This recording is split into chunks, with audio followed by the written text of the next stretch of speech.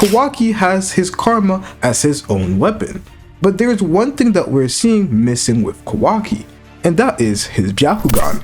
We saw Isshiki have a Byakugan, and if you look at all the Otsukis that we have been introduced to, they all have this divine base with the Byakugan. But Kawaki, as an Otsutsuki, he doesn't have it. But even the person who his karma originates from, Isshiki, he had it, but Kawaki doesn't.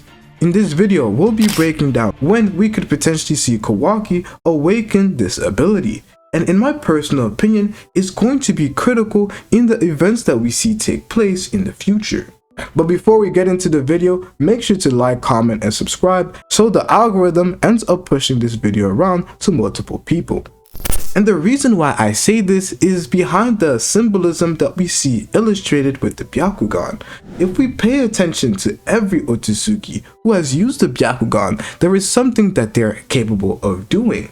And when we look at the future scene and Kawaki's words, we see that it mirrors such symbolism that is shown through the Byakugan. First, let's address the elephant in the room. If Kawaki will awaken the Byakugan, why don't we see it in that time-skip scene in chapter 1?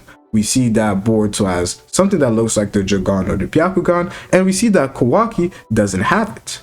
So first of all, we do have statements from Ikemoto himself that there will be changes in the appearance of both Kawaki and Boruto from that future scene. Although a lot of things regarding Boruto was planned out, certain aspects were not, and thus will change. We don't necessarily see Isshiki's Dojutsu when Boruto is fighting versus Kawaki, and we don't see the Byakugan either. So there is still strong contention that we will see Kawaki exemplify or showcase this ability, as Isshiki had it himself. So I do believe that another Dojutsu that we could see Kawaki manifest will be the Byakugan. And now, going into what exactly it will change in Kawaki, not only just his abilities, but what it actually signifies, we have to look at these Otsutsuki characters and these Byakugan holders who have had the Byakugan. The Byakugan gives various different abilities to its user. It allows them to see a lot more than most people usually can. It almost serves as a physical arm to one's eyesight, where they can see at an almost 360 angle degree. We do know that it has a blind spot, and also they're able to see further distances than normal people can, and they can go and see further alongside a person's body, seeing their chakra points, which is often utilized for the gentle fist. But something that we also see Byakugan holders have is that they're capable of seeing the bigger picture of the world itself. This is exemplified with a character like Neji, who is capable of seeing how genetics play a huge factor in who you actually are, and the abilities you have does play a whole factor in your entire fate. We have this concept of Neji explaining to Naruto that there is such a thing as predestiny. Like the Hokages were predestined to be the Hokages. He is capable of seeing that bigger picture, which is something that Isshiki himself, he also denotes. As Isshiki says this to Kashinkoji, all genes, all people have a predestined fate. And on that topic, he says that Kashinkoji has been predestined by his genes. And this is what we're seeing, a common topic, something that is quite common with the Byakugan holders. They are capable of seeing this bigger picture. And in our modern day science, we also see some of these things being true, how your genetics really affect the level of intelligence you have, your height, all these various characters. Some may say your charisma itself. All of these things are a big factor in your genetics, and thus these Byakugan holders are capable of seeing the bigger picture that your genetics will ultimately lead to, which is what Isshiki is showing right here, and what allows him to come to the conclusions that he does of humans, because they cannot change their genetics. And guess who can change their genetics? The Otsukis. And that's why the fate of Shinobis have already been predestined.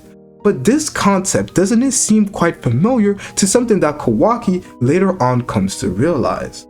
And that very own fact comes with Shinobi themselves, as Kawaki says that the age of Shinobi is over. For Kawaki to say such a powerful statement, we already know that he dislikes shinobis due to their slow methodology of gaining power and the fact that they are ready to endanger their lives to protect other people while not necessarily being on the same level terms when it comes to their technology and the abilities that they possess. But they continue to fight, they continue to endure regardless of that. Kawaki views that in a negative light, and thus he claims that the age of Shinobi is over. This is Kawaki showing an example of him seeing the bigger picture, and he is capable of doing that because I believe that later down the line we will see Kawaki end up using the Byakugan.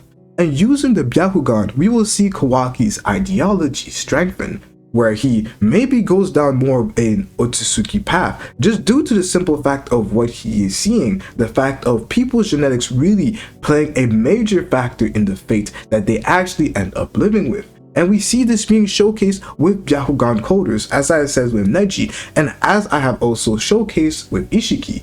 Characters like Hinata, although they don't necessarily display this same level of seeing the bigger picture, seeing the world as it truly is, if we see that Hinata is the only person who is capable of seeing and understanding Naruto. Naruto, who everybody else in the class doesn't really come to understand, Hinata is capable of doing this. This will definitely be quite important, as I don't believe that we will have this aspect being manifested in Kawaki, where he is capable of seeing the future. I feel like that's gonna be more reserved to Boruto. But just like Isshiki, it wasn't necessarily stated that he could see the future, but using his Byakugan and determining somebody's genetics, he was capable of seeing the bigger picture of what this individual represents, just as he mentioned that Kashin Koji is the star of change, and how Amato wanted to prey upon that fate to end up causing a change in this world, who we are currently seeing in the time skip actually coming to be. But for Kawaki, we could see a similar ability manifested that is different from just being able to see the future, like Momoshiki and Boruto are capable of doing, showcasing a little bit more of a duality. As one thing that is being said here, and this is not for me to say that, oh, Neji is right and Isshiki are right, the story clearly proves them wrong, or at least Neji in the Naruto story. This is what we're going to be working towards with Boruto. Can one prevent the future from taking place? We saw the fate aspect being harnessed in the Naruto story, and we're seeing this future aspect being harnessed in the Boruto one. With Neji, we clearly see that with Naruto, he is disproven, as we do see that Naruto becomes the Hokage, but most importantly, he breaks the reincarnation cycle between Indra and Ashura, showcasing that he defied destiny itself. He defied fate, as they were fated to battle generation to generation. More and more of these fights were going to spawn, but Naruto ended up breaking that cycle. But for the Boruto series, we're going to see exactly how that takes place. Isshiki, on one aspect, you could say that Isshiki was definitely true, due to the fact that we do see that Kashin Koji's, his factor of being this star of change was definitely put into play when we do check what Kashin Koji is doing right now. But also on the other side, Isshiki was wrong, as he said to Kashin Koji that he is predestined to die in this battle. So this also goes back on the abilities that we're seeing Ishiki's Byakugan showcase and that of Momoshiki, where Momoshiki can see more of the future, while Isshiki is more like he's seeing the bigger picture, and based off that bigger picture, he ends up dropping his lines and saying what he says, but it doesn't necessarily mean that it's true, as the story has started to showcase.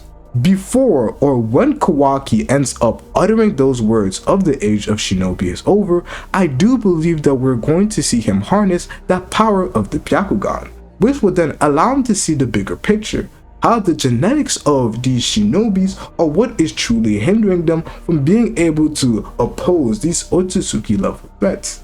And due to that, he says that the age of Shinobi is over. Then other days where we're relying on these methodologies that simply do not work, and now we are going to be harnessing other sorts of powers, potentially changing one's genetics to change their fates. This is a way I could potentially see it take place, maybe through the use of scientific technology, or through other means where we have Kawaki just say that Shinobis are useless, regular humans are useless when it comes to true power, and thus we have to implement the way of the Otsutsuki, which could be indicative of his character to come.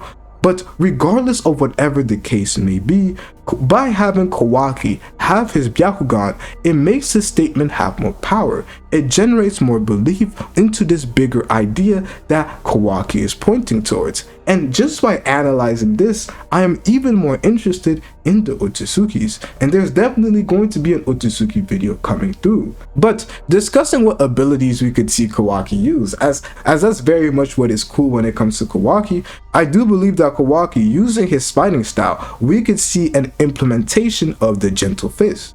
So when we look at the Gentle Fist, we do end up seeing that the Gentle Fist basically is you siphoning your chakra through your palms into somebody else's chakra points.